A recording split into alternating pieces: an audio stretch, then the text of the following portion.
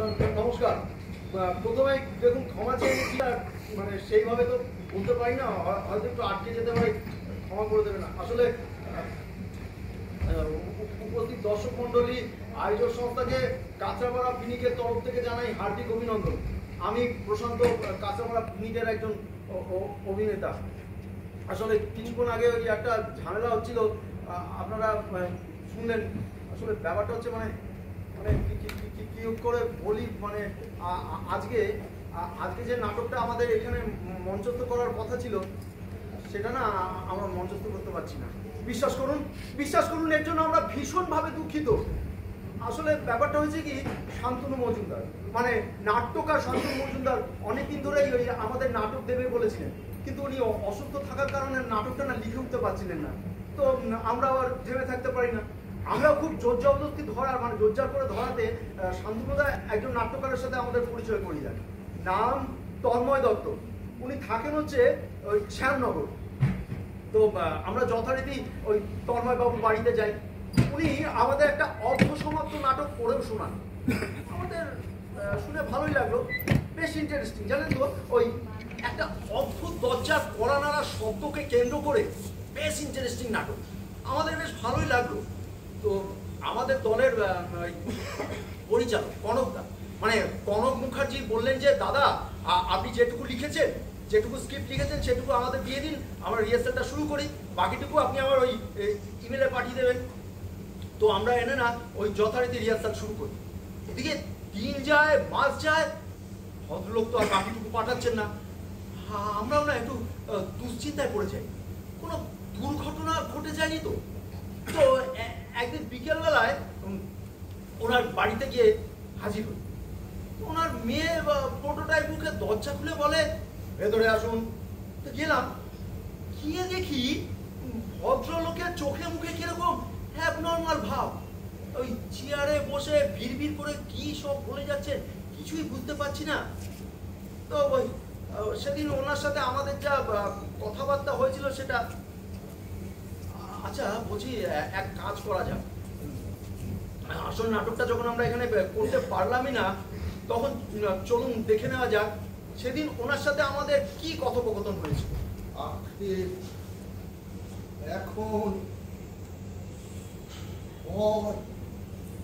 এখন কিন্তু কেন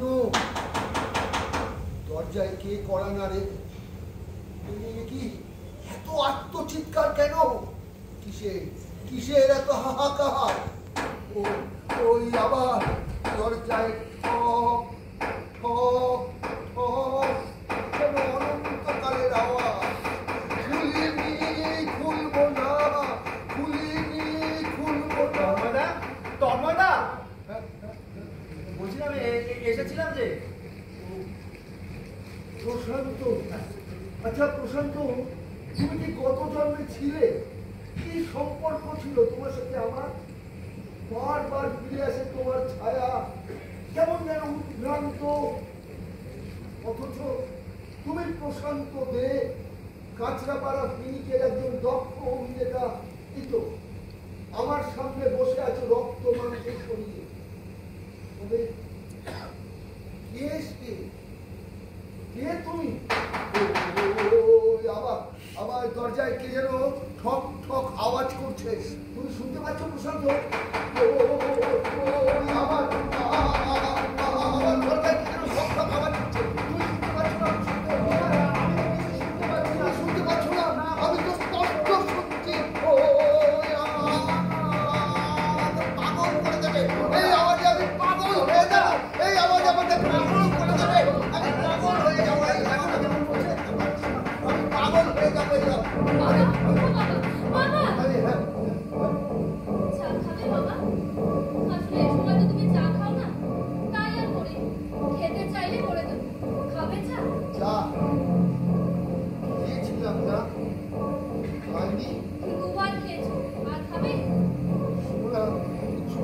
পাশে একটু বসো, আমার না বুকটা ধরপড় করছে। ওই আওয়াজটা আবার ফিরে এসেছে, যেন আওয়াজটা না অনেক বছর বন্ধ ছিল, আবার ফিরে এসেছে। আর আমাকে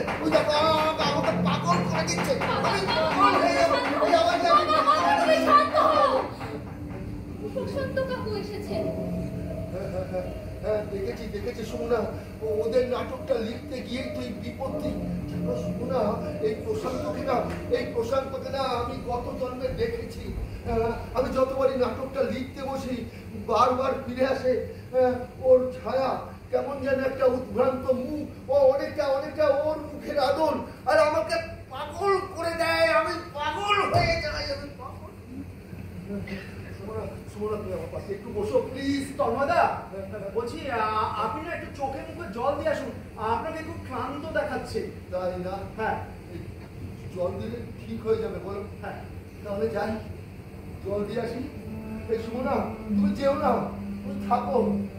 প্রশান্ত, আমি যাবো আর আসবো। আজকে এখন বল, এখন কিন্তু কেন আজকে?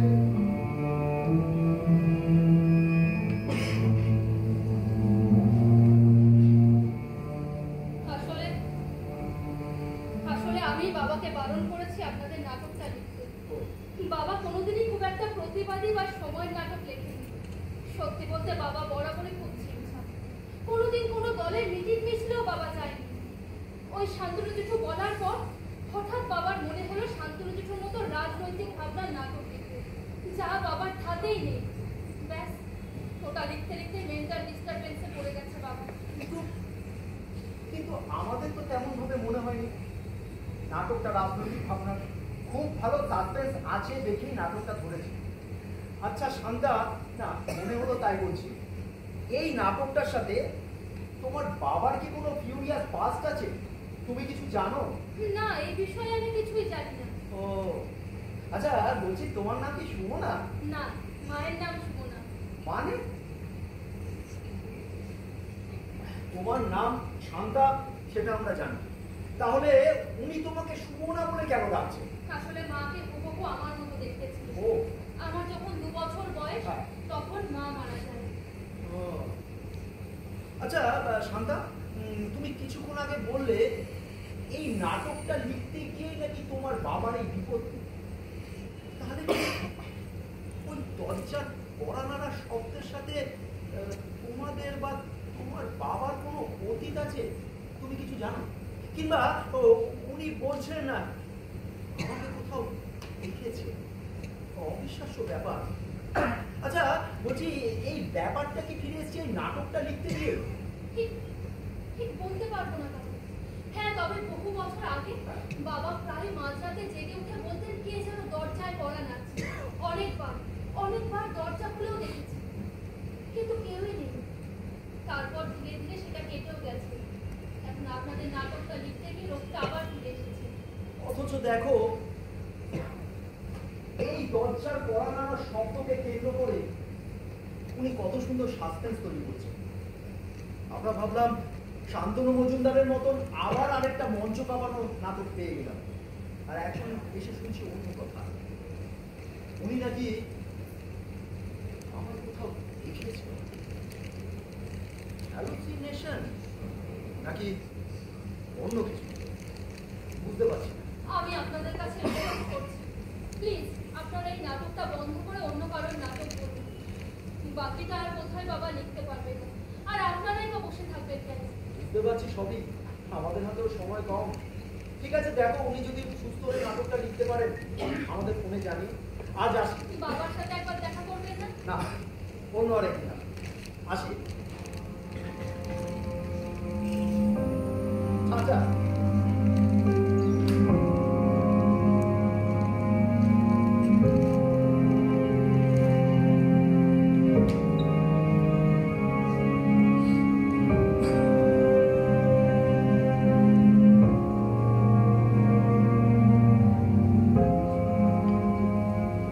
দলে ফিরে সবার সাথে আলোচনায় বসলাম। এভাবে তো চলতে পারে না, কিছু একটা করা দরকার। কিন্তু মাথার মধ্যে একটা কথা ভয়ঙ্কর ভাবে ঘুরপাক খাচ্ছিল। দরজার কড়া নাড়ার শব্দ, যেটা নিয়ে আমাদের নাটকের সাবজেক্ট, সেখানে কে এমন আছেন যার সাথে আমার চেহারার মিল খুঁজে পেয়েছেন? সত্যি কথা বলতে কি, মানে এই কথা ভেবে ভেবে যখন আমরা দিশেহারা, তখন একদিন হঠাৎ মধ্যরাতে তন্ময় দত্তের ফোন। ওনার মুখে সবকিছু শুনে তো আমাদের গলা শুকিয়ে কাঠ।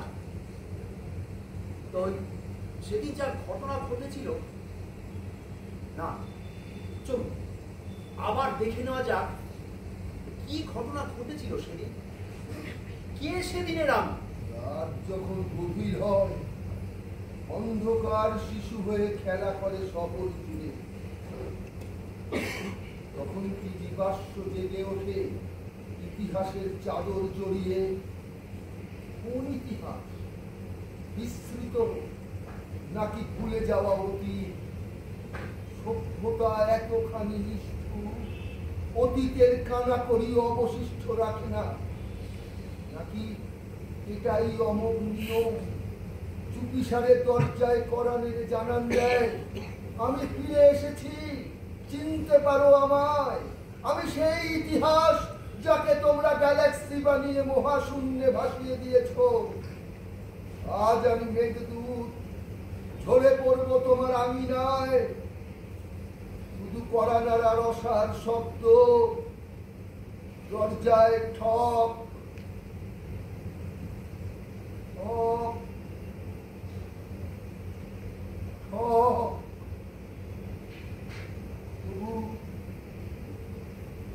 তবু আমরা এড়িয়ে যাই, এড়িয়ে যাই, এড়িয়ে যাই, এড়িয়ে যাই, এড়িয়ে যাই। থামলি কেন তন্ময়? বলে যা, খুব ভালো লাগছে। এর ওখানে দরজা তো বন্ধ, আপনি ঢুকলেন কি করে? কে আপনি? দরজা খোলা বন্ধে মৃত মানুষের কি বা আসে যায়? তোর কবিতার মতো গ্যালাক্সিয়ান কুণ্ডলী পাকিয়ে দরজার ফাঁক খবর দিয়ে ঢুকে পড়েছি। কে আপনি? তোর জীবনের এক বিস্তৃত ইতিহাস মনে পড়ছে না কিছু? না না, আমার কিছু মনে পড়ছে না। আমি সব ভুলতে চাই, সব সব। বাহ, রাজনৈতিক নাটক লিখবি বলে আমাকে জাগিয়ে তুললি, এখন ভুলে গেলে চলবে? আমি আপনাকে জাগিয়ে তুলিনি, আমি শুধু দরজার কড়া নাড়ার শব্দ নিয়ে একটা নাটক লিখতে চেয়েছিলাম। মোচড়াতে মোচড়াতে নাটকটা রোমর্শনের এমন জায়গায় নিয়ে যাব যাতে ফিনিকের ছেলেরা বলতে বাধ্য হয় শান্তনু মজুমদারের থেকে 100 গুণ বেটার। শান্তনু মজুমদারের মতন মানুষকে জেলাস করতে গিয়ে তুই আমাকেই ফিরিয়ে আনলি। বলছি তো আমি আপনাকে ফিরিয়ে আনিনি, আপনি জোর করে ঢুকে পড়েছেন। তাই এই এই দরজার ফটফট শব্দ করতে করতে আত্মচিৎকারে পড়েছিলাম, প্লিজ তরু দরজাটা খোল, আমি তোর প্রাণের বন্ধু অমরান, আমাকে ওরা মেরে ফেলবে, দরজাটা খোল। খুলিসনি তুই, দরজাটা খুলিসনি তরু। তোর দরজার গোড়ায় ওরা আমায় কুপিয়ে কুপিয়ে মারলো, তবু তুই দরজাটা খুলিসনি। আজ তাকে জীবিত করে বলছিস আমাকে চিনিস না? আমি আপনাকে চিনি না, আমি আপনাকে চিনি না, চিনতে চাই না। আমি শুধু কড়া নাড়ার শব্দ নিয়ে একটা নাটক লিখতে চেয়েছিলাম। মতাদর্শ, নীতি, আদর্শের পরাকাষ্ঠা আমার কোনো কালে ছিল না, আজও নেই। তবু কেন আপনি এলেন?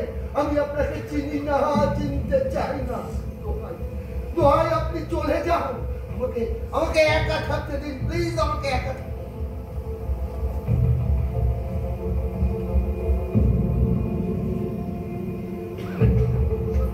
আমার তো একটা মতাদর্শ ছিল বন্ধু, পার্থক্যও ছিল তোর সাথে প্রচুর। তবু দুজন সাদা মাটা প্রাণবন্ত বন্ধুই তো ছিলাম। তবে কেন সেদিন দরজাটা খুললি না তনু? উত্তর দে, বল বল, কেন সেদিন দরজাটা? আমি নিশ্চিত। একদম ঠিক। যুদ্ধ, ধ্বংস, সৃষ্টি নিয়ে কোনো কথা উঠলে তুই এড়িয়ে যেতিস। তোর মধ্যে রাজনৈতিক অনীহা থাকলেও আমার প্রতি তোর ভালোবাসা ছিল মাত্রাধিক। মাঝে মাঝে আবেগের তাড়নায় বলে ফেলতিস। তোর মতো ছেলেরা আছে দেখেই মানুষ এখনো বিশ্বাস ও আদর্শের প্রতি আস্থা রেখেছে। তবে কেন সেদিন আমার মরতে হলো তনু? তাও তোরই দরজার গোড়ায়। উত্তর দে, চুপ করে থাকিস না, বল উত্তর দে। তোর আমি তোকে বারবার বলেছিলাম তুই চুপ করে থাক অম্লান, চুপ করে থাক। তুই শুনিসনি আমার কথা। তোর এই বেপরোয়া বিপ্লবী চরিত্রটাই তোর মৃত্যুর কারণ। আমি তোকে বলেছিলাম আর চারটে মধ্যবিত্তর মতো হয়ে যাও অম্লান। কোথায় কি হচ্ছে, কেন হচ্ছে, তাতে আমাদের কি যায় আসে?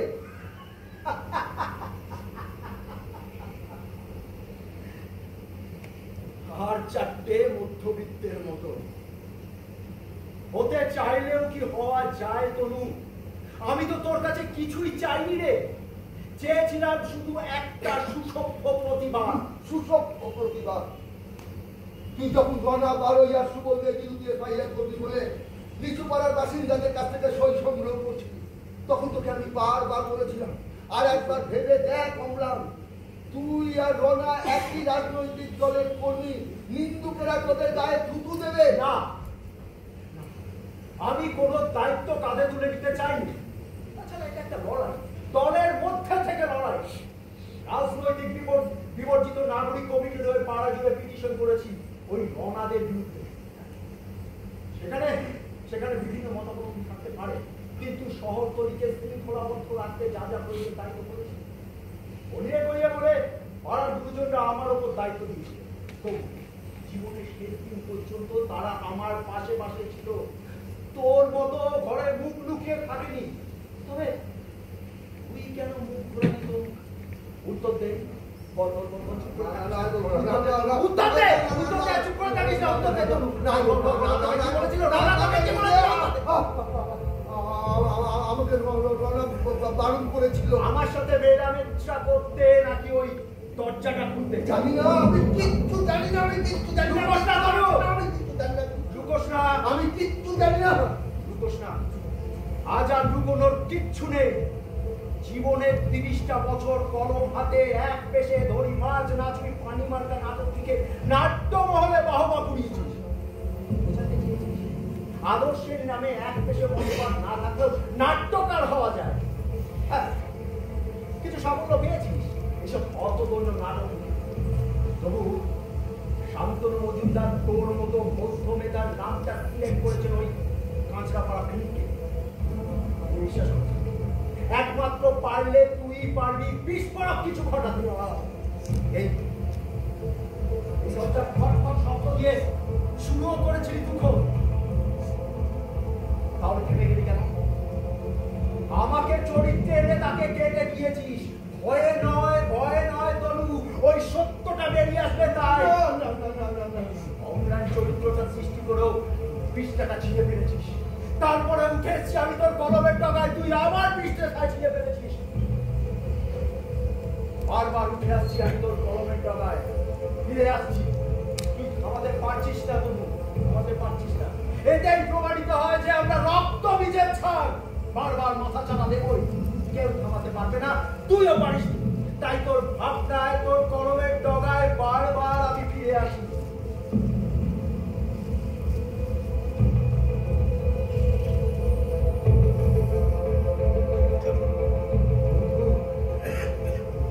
আজ আমি মৃত, তবু যদি কনফেস করিস তাহলে এই নাটকটাই তোর কলমে বিস্ফোরক হয়ে উঠবেই। বল তো কেন কেন সেদিন দরজাটা করিস? রনা তোকে কি বলেছিল? উত্তর দে, উত্তর দে। সময়টা 1996 সাল। 1996 সাল। তারপর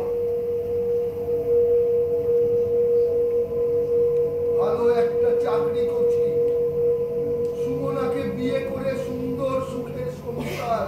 সুমনাকে বিয়ে করে সুন্দর সুখের সংসার। তারপর নাটক লিখে নাম ডাকো হয়েছে। তারপর আমি শিলিগুড়িতে পৌঁছে, সুমনা প্রেগনেন্ট, মার ক্যান্সার, ভাই আলাদা হয়ে গেছে, বাবা হঠাৎ করে দেহ রাখলে, সুমনা অসুস্থ, পেরে উঠছে না। কলকাতায় ফিরে আসার জন্য দরখাস্ত করেছিস? দরখাস্ত গ্রহণ করছে না, দেখে তাকে ধরপাকড় করছি, কিচ্ছু হচ্ছে না, কিচ্ছু না। মধ্যে গোপন সূত্রে জানতে পারলাম রনা বারোয়ের নাকি অনেক ক্ষমতা, ওর নাকি অফিসার লেভেলের দহরম মহরম যোগাযোগ। ও চেষ্টা করলে আমার ট্রান্সফারের ব্যবস্থাটা করে দিতে পারে। তারপর অফিসের থেকে ছুটি নিয়ে কদিন বাড়ি এসেছি। মনে মনে ঠিক করলাম তোকে না জানিয়ে রনাস বারোয়ের সঙ্গে দেখা করব। সেদিন আমি সবে নাটকটা লিখতে বসেছি।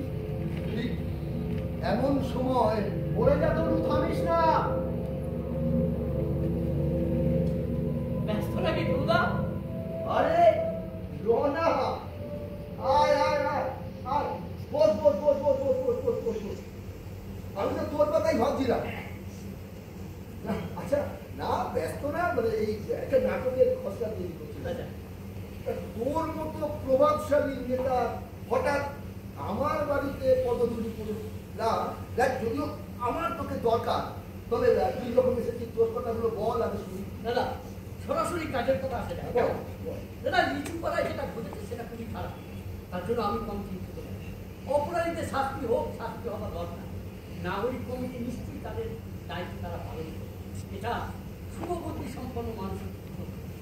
কিন্তু দাদা একই পার্টি থেকে অম্লানরা যেটা করছে বা করে চলেছে সেটা কি ঠিক? প্রথমত তুই কথাগুলো আমাকে না বলে অম্লানকে বললেই তো ভালো হতো, কারণ তোরা তো দুজনে একই সংগঠনের লোক। দ্বিতীয়ত অম্লান কি আমার অন্যায় করবে?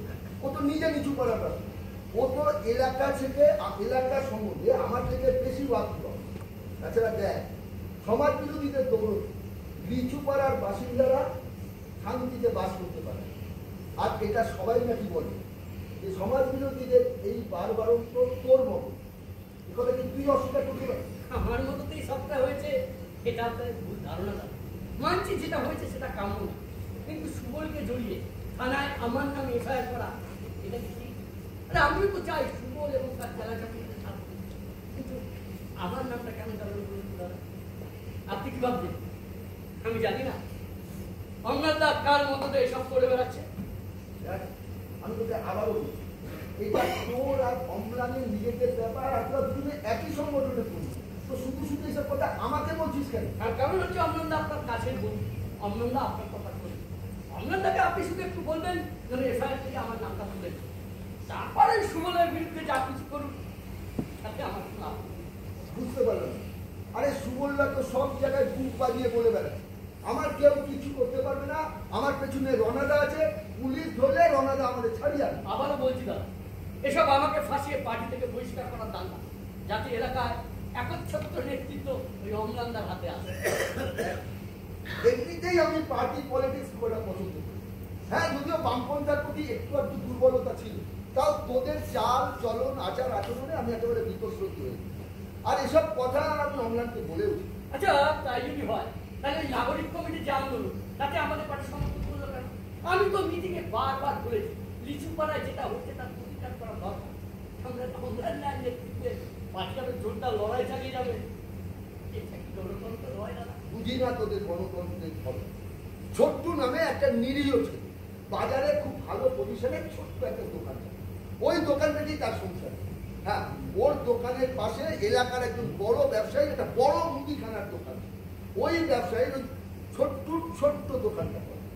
ছোট্টু কিছুতেই ব্যবসায়ীকে দোকানটা দিতে রাজি না হয়, ওই ব্যবসায়ী সুবলকে মোটা অঙ্কের টাকা পায়, আর সুবল মোটা অঙ্কের টাকা খেয়ে ছোট্টুকে চাপ দিতে থাকে। খুব সামান্য টাকার বিনিময়ে ওই দোকানটা ব্যবসায়ীকে ছেড়ে দেবে। ছোট্টু কিছুতেই রাজি না হয়। ঘটনার দিন ছোট্টু যখন দোকান বন্ধ করে বাড়ি ফিরছিল, সুবল আর তার চেলা চামুন্ডারা ওকে রাস্তায় আটকে টানতে টানতে লিচুপাড়ার জংলা পুকুরের ধারে নিয়ে যায়, আর সেখানেই ওকে খুন করে জলে ভাসিয়ে যায়। আচ্ছা আপনার কাছে কোনো প্রমাণ আছে যে এটা সুবলদাই করেছে? সাবাস সাবাস সোনা সাবাস। এই একটু আগেই বললি সুবলদের শাস্তি হওয়া প্রয়োজন, এখন তার হয়ে সবাই যাচ্ছে। প্লিজ দাদা ভুল ব্যাখ্যা দেবেন না। মানছি সুবলদা বিভিন্ন প্রাণীর সঙ্গে যুক্ত, কিন্তু তার মানে এই নয় যে ছোট্টু নামে ছেলেটাকে সুবল আর তার চেহারা কেমন আমি মার্ডার করি। দেখ, সন্ধ্যার মা কিন্তু বয়ান দিল, ঘটনার দিন সুবল যখন দোকান বন্ধ করে বাড়ি ফিরছিল, ছোট্টু যখন দোকান বন্ধ করে বাড়ি ফিরছিল, সুবল আর তার চালাচল ওকে রাস্তায় আটকে টানতে টানতে জমলাপুরের ধারে নিয়ে যায় আর সেখানেই খুন করে ওকে জলে ভাসিয়ে। আচ্ছা, সন্ধ্যা রাতে নিজের চোখের সাথে দেখেছি? না না না, ঘটনার আরেকজন প্রত্যক্ষদর্শী মিঠু দেখতে পেয়ে যখন এলাকায় খবর দিতে আসে, রাস্তায় সন্ধ্যার মার সঙ্গে দেখা হয়। সন্ধ্যার মাকে বলে আর সন্ধ্যার মা এসে সুবলদের এইসব কার্যকলাপ দেয়। আর সেই মিঠু যখন সুবলকে সরিয়ে এলাকা থেকে যায়, তার মানে ওরা মিঠুকেও গায়েব করে দিয়েছি। বাজে কথা বলবেন না দাদা। সরি, আমরা সরাবার কি? মিঠু তো একটা চিঠি লিখে থানায় দেয়, আর মিঠুর এক বান্ধব সেই চিঠির একটা কপি আমাকে দেয়। শুনলেন সেখানে কি লেখা আছে? না,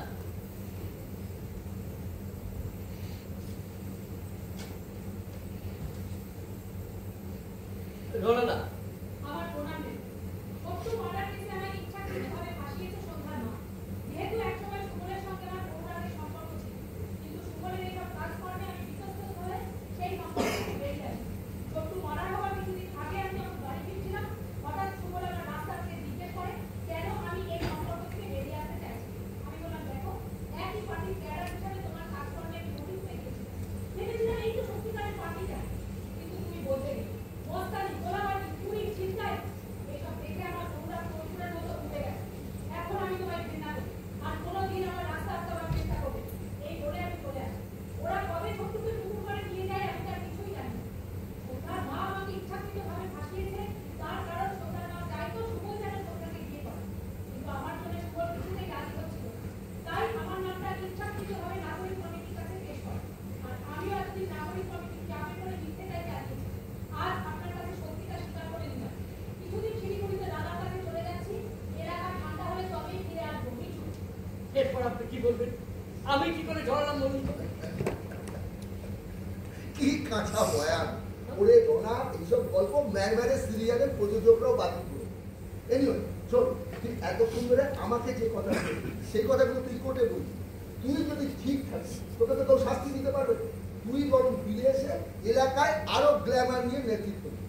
তো মিছিমিছি আমি এইসব কথা আপনাকে বলতে যাবো কেন? দাদা, সোজা কথাটা সোজাভাবে বলছি। এখন কামিং বিধানসভা নির্বাচনে হ্যাঁ। জেলা কমিটি থেকে প্রার্থী হিসাবে আমার নামটা সিলেক্ট হওয়ার কথা। একবার যদি কেসটা কুটে ওঠে আর ভোটের আগে নিষ্পত্তি না হয়, তাহলে কিন্তু দাদা আমার টিকিটটা পাওয়া হবে না। এতক্ষণে জলের মতো পরিষ্কার হলো সব। তোর নিজেকে ক্লিন রাখতে এই এত দৌড়ঝাঁপ। কি রনা, কি অবস্থা তোদের, হ্যাঁ? এইভাবে সমাজ বিরোধীদের প্রশ্রয় দিয়ে তোরা এলাকায় জনসংযোগ ধরে রাখতে পারবি ভেবেছিস? আরে তোরা তো এখন নিজের ছায়াকেও ভয় পাস রে।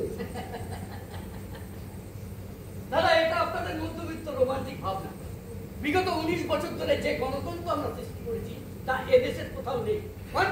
মানছি ওই গণতন্ত্রের মধ্যে খারাপটাও আছে, তাকে ঠেকাতে কিন্তু বুদ্ধি দিয়েই ঠেকা যাবে, তাই না দাদা?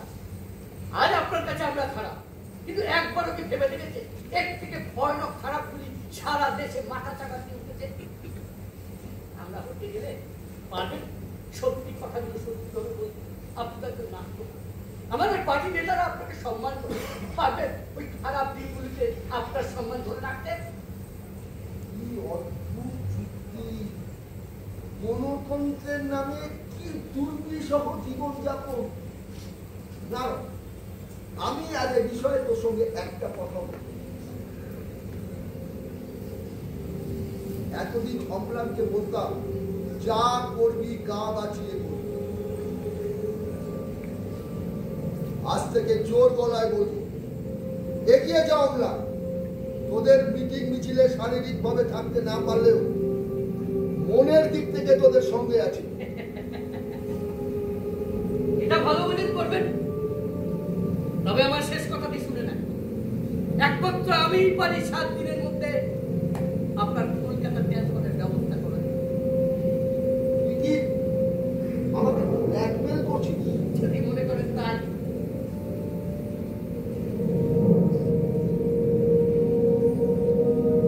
দাদা, সুমনা বৌদি কিন্তু একা পেরে উঠছে না। আমি আপনাকে কথা দিচ্ছি 7 দিনের মধ্যে আমি আপনার ট্রান্সফারের ব্যবস্থাটা করে দেব। 7 দিনের মধ্যে? Yes, 7 দিনের।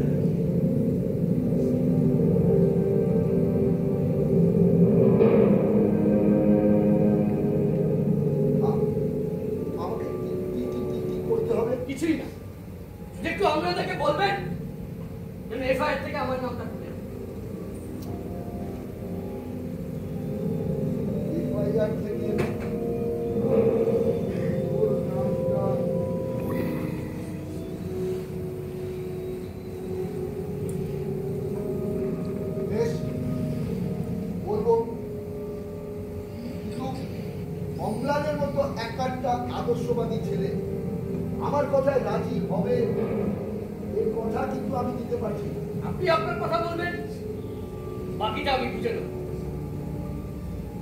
আর যদি অম্লান রায় আপনার কথা না শুনে,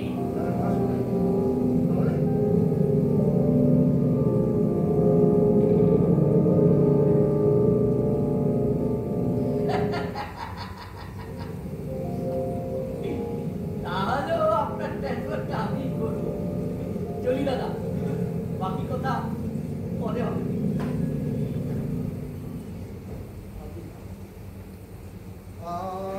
আমি তোকে বারবার বলেছিলাম অম্লান, এফআইআর থেকে তুই রনার নামটা কেটে দে, রনার নামটা কেটে দে। শুনলি না আমার কথা? তুই শুনলি? আমি ফোন করে বিষয়টা ওনাকে জানাতে সেদিন রাতে ঘটে গেল ভয়ঙ্কর সেই ঘটনা। হঠাৎ মধ্যরাতে তীব্র কড়া নাড়ার শব্দ। আমি বলবো আমি অম্লান, দরজাটা খোলো, দরজাটা খোলো। সুমনের চলাচলটা আমার বাড়ি ঘিরে নিয়েছে। আমি কোনো রকমে পাঁচিল টপকে পড়ে এখানে এসেছি। একটা সেন্টার দিয়ে দরজাটা খোলো।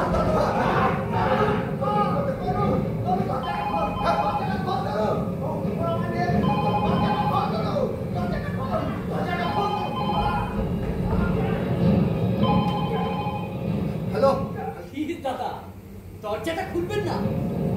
সবাই বাইরে ছেলে পেলে ডাক সাইডে খুলবি না। এসব কি হচ্ছে রনা? চোখের সামনে আমার বন্ধুকে খুন হতে দেখেও আমি দরজা খুলবো না?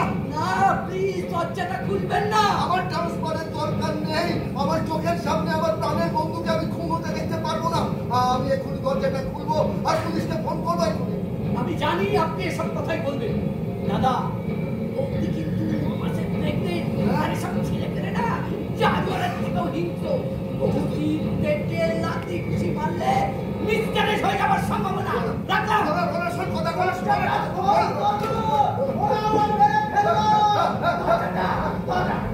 অতি পেটে লাথি খুশি মারলে মিসক্যারেজ হয়ে যাওয়ার সম্ভাবনা। না, না, আমি দরজা খুলবো না। আমি কিছুতেই দরজা খুলবো না। ওরা আমার সন্তানকে মেরে ফেলবে। আমি দরজা খুলবো না। কিছুতেই আমি দরজা খুলবো না। দরজা খুলবো না। ওরা আমার সন্তানকে মেরে ফেলবে। আমি দরজা খুলবো না। কিছুতেই আমি দরজা খুলবো না। ওরা আমার সন্তানকে মেরে ফেলবে। না, আমি দরজা খুলবো না। আমি দরজা খুলবো না। কিছুতেই আমি দরজা খুলবো না। ওরা আমার সন্তানকে মেরে ফেলবে। আমি দরজা খুলবো না। কি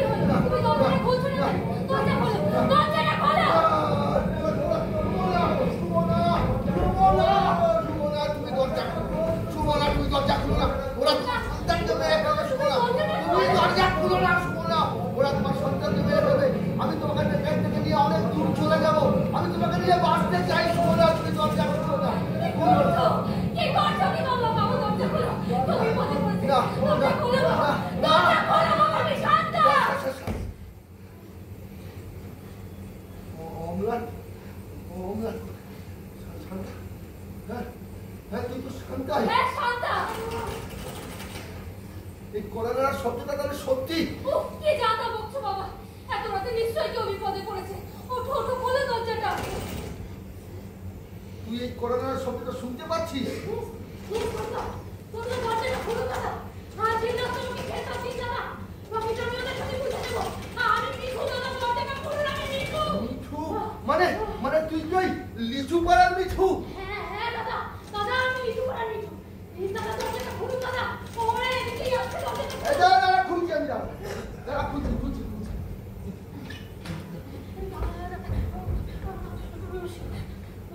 দাদা প্লিজ, আজ শান্তা আমাকে একটু জল দেন প্লিজ। আজকে ডাক্তার আমাকে শেখা দিই দাদা। তারপরে ওদের সাথে আমি বুঝে নেবো। আমি তো কিছুই বুঝতে পারছি না। কারা তোকে ধাওয়া করলো? তাছাড়া তুই তো এবার আমাদের এখানকার পঞ্চায়েতের ক্যান্ডিডেট। আর তোকে কারা ধাওয়া করলো? তোদের সাথে তোর শত্রুতাই কিসের? আর তারাই বা কারা? পিসি এই যে জল, জলটা খাও।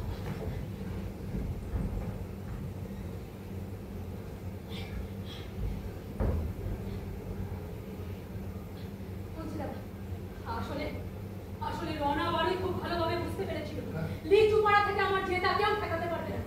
তাই আমায় বারবার ফোনে হুমকি দিচ্ছিল আমি যেন কিছুতেই নমিনেশন জমা করতে না জুলুম, তারপর আমার আমার পার্টির নেতারা ওকে বারবার সাবধান করেছিল আমি যেন কিছুতেই আজ রাতে বাড়িতে না থাকি।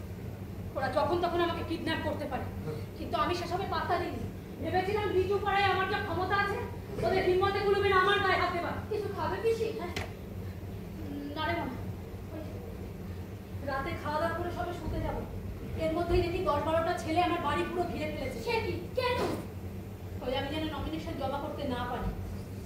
মেয়ে টের পেয়ে পেছনের দরজাটা খুলে দিয়ে বললো, মা তুমি এখান দিয়ে চলে যাও, বাকিটা আমরা সব সামনে নেব। পালিয়ে আপনার বাড়ির সামনে দিয়ে যাওয়ার সময় মনে হলো একবার দরজাটা নক করে দেখি না, আপনি খোলেন কিনা। যদি না খুলতাম চলে যেতাম, আপনার পাপের প্রায়শ্চিত্ত হতো না, এই আর কি। আমার পাপের প্রায়শ্চিত্ত মানে সব ভুলে গেলেন প্রমোদা? 1996 সাল, এর মধ্যেই সব ভুলে গেলেন? ওই 96 সালে রনা বাড়ুয়ের মদতে সেদিন অম্লানদাকে ওরা ক্ষত বিক্ষত করে মেরে লাশটা আপনার দরজার গোড়ায় ফেলে রেখে গিয়েছিল। আপনি সেদিন দরজাটা খোলেন। সেদিনও ছক কেটেছিল রনা বাড়ুই, আর আজ 2025-এও সেই রনা বাড়ুই। লোকটা একই আছে, শুধু রংটা বদলেছে, কিন্তু আমি বদলাইনি, তাই রনা আমায় ভয় পেয়েছে। কই, আমি তো এসবের কিছুই জানি না। জানিস না যখন, তখন আর এসব পুরোনো কথার দরকার নেই। তাছাড়া শোন, সব সন্তানের কাছেই তার বাবারা হয় সেরা। সুতরাং এসব পুরোনো কথা তুলে তোর সামনে তোর বাবাকে আমি ছোট করতে চাই না। মিঠু না, আজ আমি বলবো, সব বলবো, বলতে আমাকে হবে। নাহলে শান্তা আমাকে ক্ষমা করুক আর না করুক, অন্তত যে কদিন এই পৃথিবীতে বাঁচবো শান্তিতে বাঁচতে পারবো। কি হয়েছিল বাবা সেদিন? সব বলবো। তার আগে আমি মিঠুর কাছে জানতে চাই, সেদিন তুই চিঠিতে লিখেছিলি সন্ধ্যার মা তোকে ফাঁসি, এ কথা সত্যি? চিঠি? হ্যাঁ আমি? হ্যাঁ। কোথায় কোথায় সেই চিঠি? কেন? রনাবারও সেই চিঠি আমাকে পড়ে শোনা, আর সেই চিঠির একটা কপি তুই থানায় জমা দিয়ে শিলিগুড়িতে পালিয়ে যাস। সত্যি তনুদা, আপনি চিরকালই ঘর কোনো একটা মানুষ। বরং ওই ঘটনায় ভয় পেয়ে ঘটনার 2 দিন পরে আপনি বাড়িতে তালা ঝুলিয়ে বৌদিকে নিয়ে বাড়ি ছেড়ে চলে গিয়েছিলেন। একবারও খোঁজ নিয়ে দেখেননি আমি এলাকা ছাড়া হয়েছিলাম কিনা। মানে তুই এলাকাতেই ছিলি? শুধু ছিলামই না দাদা, আমি উইটনেস যাতে রনা বাড়ুই আর সুবল গ্রেপ্তার হয়। তবে রনার বিরুদ্ধে জোরালো কোনো প্রমাণ না থাকাতে ওকে জেল থেকে ছেড়ে দেওয়া হয়, কিন্তু পার্টি থেকে ওকে বহিষ্কার করা হয়। আর ওই চিঠি, কোথাকার কোন ভুয়ো একটা লেখা পড়ে আপনাকে শুনিয়েছে, আর আপনি তাতেই বিশ্বাস করে নিলেন ওই চিঠি আমি লিখেছি। এতদিনে জলের মতো পরিষ্কার হলো সব। আমি তো কিছুই বুঝতে পারছি না কি হয়েছিল সেদিন। হ্যাঁ, সব বলবো, সব বলবো। আজ আমাকে বলতে হবে, না হলে অম্লান আমাকে কোনোদিন ক্ষমা করবে না। আজকের মতো সেদিনও আমার প্রাণের বন্ধু অম্লান দরজায় কড়া নেড়ে বাঁচতে চেয়েছিল, আমি খুলিনি, আমি দরজাটা খুলিনি তোকে এই পৃথিবীর আলো দেখাবো বলে। তোর মা ঘুনো ঘুনো বলে যাচ্ছে, দরজাটা খোলো, দরজাটা খোলো, ওরা অম্লানদাকে মেরে ফেলবে। আমি তোর মায়ের মুখটাকে চেপে ধরে গুটি সুটি হয়ে বসে দুজনা মিলে সেই নারকীয় হত্যাকাণ্ড চোখ পাকিয়ে পাকিয়ে প্রত্যক্ষ করেছিলাম শুধুমাত্র তোকে এই পৃথিবীর আলো দেখাবো বলে। রনা আমাকে নিষ্ঠুর হুমকি দিয়েছিল, তোর মার পেটে লাথি ঘুষিবে।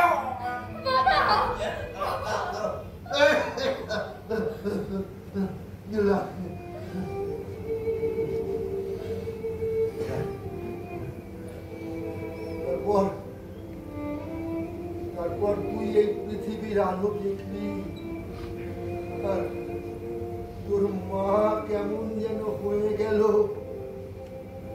রোজ পাগলের মতো আমাকে বলতো, তোর মাকে নাকি অম্লান দেখা দেয় আর বলে আমার মৃত্যুর বিনিময়ে সন্তান পেয়েছো, যদি পারো নিজের সন্তানকে আর একটা অম্লান বানিও, আর যদি না পারো এই জঞ্জালময় পৃথিবীতে জঙ্গলের মতো বেছো।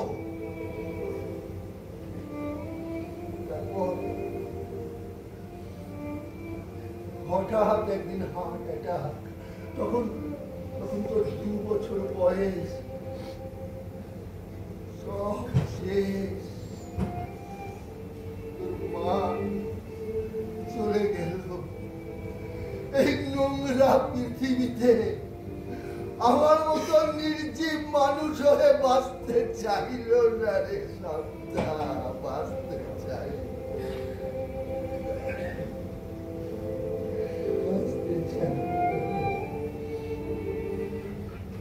ফিরে ফিরে আসে একই ছবি, নতুন আলোর সরণি ধরে। তমসা রাত্রি পেরোবেই এবার, পিছিয়ে যেও না বারে বারে। হ্যাঁ, ঠিক বলেছিস শান্তা। মিঠুকে আমাদের বাঁচাতেই হবে, তাহলেই অম্লানের অভিশাপ থেকে আমার মুক্তি ঘটবে। হ্যাঁ হ্যাঁ,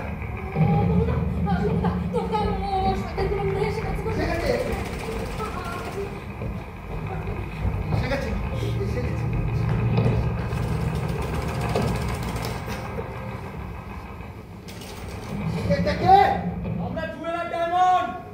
মিঠুদিকে বার করে দিন তোমরা। মিঠুদিকে আমরা মারতে আসিনি, কালকের দিনটা আমাদের সাথে থাকবে, তারপর ছেড়ে দেবো। কি হলো, ভুলবেন না? ভুলবো কি রে? কাল সকাল হলে মিঠু এখান থেকে বিডিও অফিসে নমিনেশন জমা দিতে যাবে, আমিও যাব মিঠুর সঙ্গে।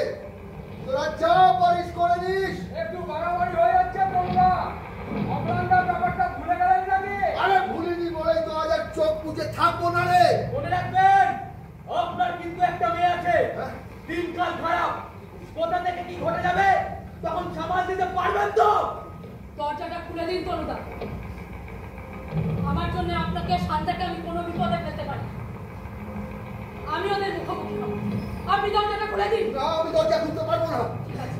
ঠিক আছে, তাহলে আমি ওদের দরজা খুলে দিই। না না না, পিসি, না, ওরা ডায়মন্ড জানতে ছেলে। ওরা বলে একটু সরে যা, পিসি কষ্ট করে তোমাকে গোলা করে দিতে পারি।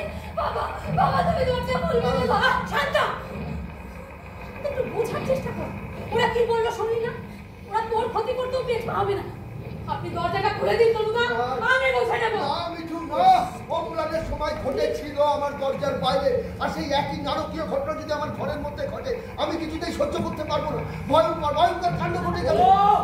কি হলো, ভুলবেন নাকি দরজা ভেঙে ঢুকবো কোনটা? হ্যাঁ, যা বলছি তাই করুন তনুদা। বললাম তো দরজাটা খুলে দিন, ওদের সাথে আমি বসে নেব। এবার খুলুন, লাথি মেরে দরজা ভেঙে ঢুকবো বলে দিলাম।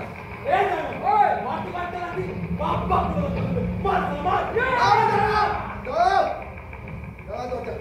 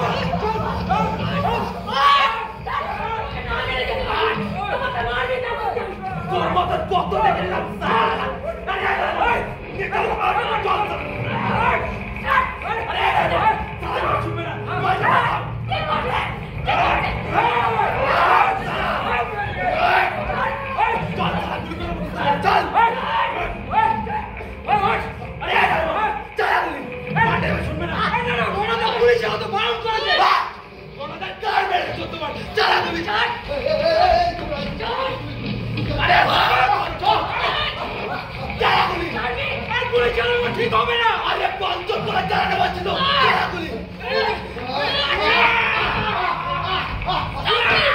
এত বেগবেন না। রিভলভার চালাতে জানি না, ট্রিগার টিপলে গুলি বেরোয় সেটা জানা আছে।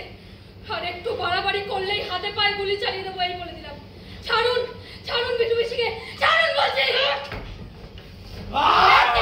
না, বসুন, বসুন ওখানে। তোর জন্য একটা গুলি চালাতে পারে না। চুপ, বসুন, বসুন ওখানে, বসুন। হাত উপরে তুলুন, তুলুন হাত উপরে। চুপ করে হাঁটু মুড়ে এখানেই বসুন। সাবাস শান্তা, সাবাস। তুই বন্দুকটা চেপে রাখ, আমি দরজাটা বন্ধ করি। সাবাস শান্তা, সাবাস। আজ তোর হাতেই তোর বাবার পাপের প্রায়শ্চিত্ত হলো। বন্দুকটা সাবধানে ধরে রাখ। আমি পুলিশকে ফোন করছি আর লেজো পড়ার লোকজনকে ফোন করে ডাকছি। আমিও প্রশান্তদের ফোন করছি। ভালো করছেন না কিন্তু আপনারা, এর ফল ভালো হবে না। রণাদার সঙ্গে পাঙ্গা নিয়ে কেউ পার পায়নি এই বলে দিলাম। না রে জুয়ে, আজ তোদের মুখোমুখি দাঁড়াবার সময় এসেছে। এতদিন তো মেরুদণ্ডহীন হয়ে বাঁচলাম সবাই, আর আজ যদি মেরুদণ্ডটা সোজা করতে না পারি না, তাহলে আমরা কেউ বাঁচবো না, কেউ বাঁচবো না। হ্যাঁ, হ্যালো, হ্যালো, হ্যাঁ হ্যাঁ প্রশান্ত ভাই, মধ্যরাতে বাধ্য হয়ে তোমাকে ফোন করলাম। হ্যাঁ হ্যাঁ হ্যাঁ, যদি পারো দলের ছেলে মেয়েদের নিয়ে এক্ষুনি এক্ষুনি একবার আমার বাড়িতে চলে এসো।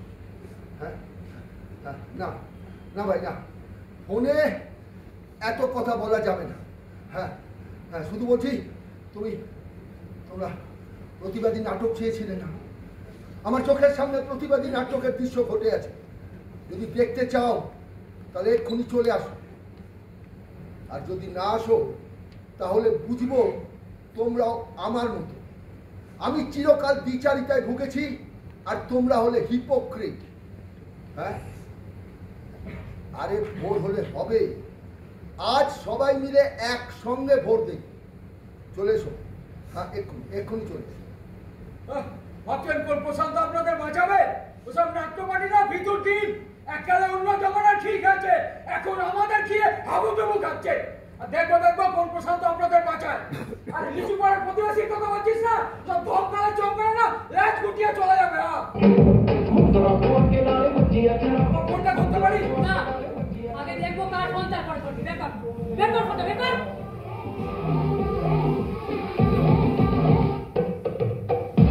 কার ফোন? রণদার। না করতে পারবি না। ৫ ঘন্টা কেন তুলছিস তারে? আর আজকে ফোনটা তোল না। না মিঠু, আজ আমার দিন, ওকে ফোনটা ধরতে দে। নে, ফোন ধর, কানে নে, নে কানে। হ্যালো, ফোনটা তুলতে এত সময় লাগে? কাজ আসিল হলো? না রণদা, ট্র্যাপে পড়ে গেছি। আরে এই তো কিছুক্ষণ আগে বললি মিঠু তন্ময়দা বাড়িতে সেন্সার দিয়েছে, তাহলে ট্র্যাপে পড়লি কি করে? আমার মেশিন শান্তার হাতে চেপে ধরে আছে, কি করবো বুঝে উঠতে পারছি না। ভোর হয়ে গেলে প্রতিবেশীরা সব চলে আসবে, সবকিছু টের হয়ে যাবে। পুরো জলদি তুমি একটা কিছু করো। তন্ময় দত্ত থেকে ফোনটা দে। রণদা আপনার সঙ্গে কথা বলতে চাইছে। শান্তা, আমার হাঁটুতে বড্ড লাগছে, আমি একটু বসতে পারি? স্কুলে নীল ডাউনের অভ্যাস নেই তো, লাগবে। বসুন, শুধু হাত দুটো তুলে থাকুন। আরে ধরুন। বলুন এমএলএ রণা বারোই, আমি আপনার জন্য কি করতে পারি? তরুণদা, বড় বাড়াবাড়ি হয়ে যাচ্ছে। আপনি এক কাজ করুন, মিঠুর সঙ্গে জুয়েল দামকে ছেড়ে দিন, নাহলে আপনার আর আপনার মেয়ের অবস্থা কিন্তু খুব খারাপ হয়ে যাবে। বুঝলি রণা, তোর মনে আছে সময়টা 1996 সাল, একটা অন্য রাজনৈতিক দলের জার্সি পরে ঠিক একইভাবে ফোনে আমাকে হুমকি দিয়েছিলি আমি যাতে অম্লানের জন্য দরজাটা না খুলি, আর দরজা যদি খুলি তাহলে আমার প্রেগনেন্ট বইয়ের পেটে লাথি ঘুষি। হ্যাঁ, সেদিন তোর ভয়ে আমি দরজা খুলিনি, আর আমার প্রাণের বন্ধু অম্লান আমার দরজার বাইরে খুন হয়ে পড়েছিল। তারপর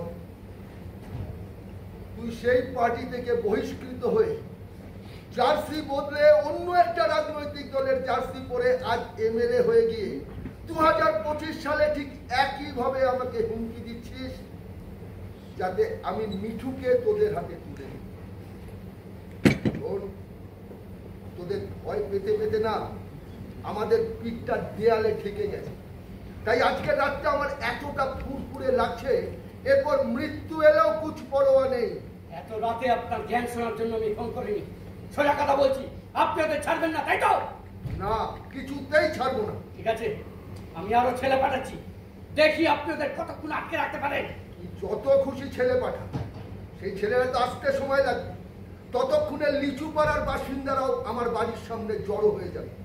ও, সবাইকে ফোন করেছে মিঠু, তারপর দেখা যাবে কি হবে না হবে। আপনি ডিটারমাইন্ড, আপনি ওদের কিছুতেই ছাড়বেন না, তাই তো? ছাড়বো কি রে? ছাড়বো কি রে? হ্যাঁ? কাল সকাল হলে জুয়েল ডায়মন্ড আমার বাড়িতে চা টিফিন করবে, শান্তা ওদের পয়েন্ট রেকর্ড করবে, তারপর চড়াম চড়াম করে ঢাক বাজাতে বাজাতে মিঠুকে নিয়ে যাব বিডিও অফিসে নমিনেশন জমা দিতে। সে আপনি যাই করুন না কেন, লিচু পাড়া থেকে মিঠু কিছুতেই দিতে পারবে না। সেটা তো তোর দেখার কথা নয়, সেটা তো লিচু পাড়ার বাসিন্দারা বুঝবে। আর শোন, আজকে এমন একটা রাত না আমার জীবনে আর ফিরে আসবে না। এই একটা রাত বুঝিয়ে দিল উই আর কমন পিপল। পাশাপাশি থেকেও একা থাকতে থাকতে আমরা ফুরিয়ে যাই। অম্লান বলতো শুকিয়ে যাওয়া মনুষ্য জঞ্জাল। আবার এই শুকিয়ে যাওয়া মনুষ্য জঞ্জালের শরীরে যদি একদিন আগুন লাগে না, তাহলে বিস্ফোরণ অনিবার্য। অম্লান ঠিকই বলতো, বিস্ফোরণ সমাসন্ন এমএলএ রনা বারোই। ও, আপনি তাহলে বামপন্থী, এতদিন খোলসের মধ্যে লুকিয়েছিলেন, এখন স্বরূপটা বেরোলো। না, আমি মানুষপন্থী। আর কিছু বলবি? না, স্বপ্ন যখন শুনলেনই না, তখন দুর্দিনের জন্য প্রস্তুত থাকুন। ওরে রনা, দুর্দিন আর সুদিন দুই ভাই, গলাগলি করে জড়াজড়ি করে পাশাপাশি থাকে। দুর্দিনের খেলা ফুরিয়ে গেলে সুদিনকে ডেকে বলে আমার খেলা শেষ, এবার তুই খেল ভাই। কিছু বুঝলি? অনেক জ্ঞান মারিছিস, এবার ফোনটা রাখ। ধর।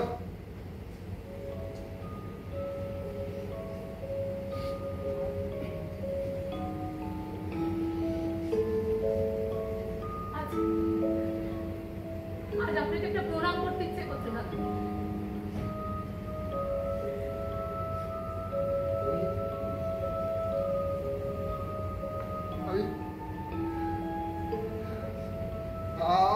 আমি পেরেছি অমরান, আমি পেরেছি। তুই দেখতে পাচ্ছিস অমরান, আমি পেরেছি, তুই দেখতে পাচ্ছিস।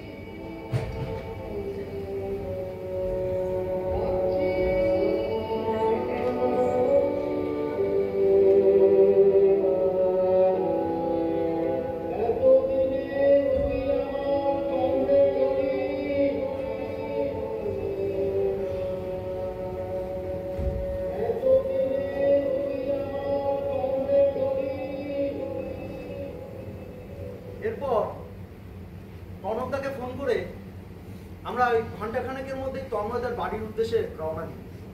যেতে যেতে ভোরও হয়ে যায়। তো ওখানে পৌঁছে গিয়ে দেখি ওখানকার পাড়া প্রতিবেশীরা আগে থেকেই ওখানে জমায়েত হয়ে রয়েছে। তো ওনাদের মুখে জানলাম যে রনা বারোই জুয়েল আর ডায়মন্ডকে ছাড়িয়ে নেওয়ার জন্য এবং মিঠুদিকে ওখান থেকে তুলে নেওয়ার জন্য যে ওই মস্তান বাহিনী পাঠিয়েছিল তাদেরকে ওনারাই প্রতিরোধ করে সরিয়ে দিয়েছে। আর বাড়ির ভেতরে গিয়ে ওই তন্ময়দার মুখে অমরান্ডারের ঘটনাটাও জানতে পারবো। সে যাই হোক, একটা বিষয় কিন্তু পরিষ্কার, আমাদের জীবনের খারাপ সময়গুলো যেমন ঘুরে ফিরে আসে, ঠিক তেমনই ওই জীবনের ঘন্টা বাজতে বাজতে ফিরে আসে নতুন লাল টকটকে নতুন সূর্যের ভোর। সে জানান দেয় আমি হারিয়ে যাইনি, তোমরাই আমাকে অবহেলা করেছো, এই তো আমি ফিরে এসেছি, আমাকে গ্রহণ করো। তাই তো তন্ময় দত্তের মতো নির্জীব মানুষটার দরজায় কড়ানাড়া শব্দ ফিরে আসে বারবার। সে শিব দ্বারা সোজা হয়ে বেঁচে ওঠে। নাটকটা হয়তো আপনাদের এখানে করতে পারলাম না, কিন্তু যেটুকু দেখালাম আমাদের মতন করেই করার চেষ্টা করলাম। তাতে একটা বিষয় পরিষ্কার, আমাদের বাড়ির বাইরেও একটা সমাজ আছে, সেটাকে উপেক্ষা করে বাঁচা যায় না। সেখানে অম্লানরা মরে না, আর আমাদের দোষেই বেড়ে ওঠে রনা বারুইদের মতন মানুষ। এই কথাটা কি খুব দ্রুত গতিতে। এখন উনি অনেকটাই সুস্থ। ওনার লেখাটা শেষ হলে আমরা নাটকটা ধরবই। বরং আসুন আমরা দলের সকলে মিলে একটা গান গাই, পারলে আপনারাও গলা মেলান। একদিন সূর্যের ভোর, একদিন সূর্যের ভোর, একদিন সূর্যের ভোর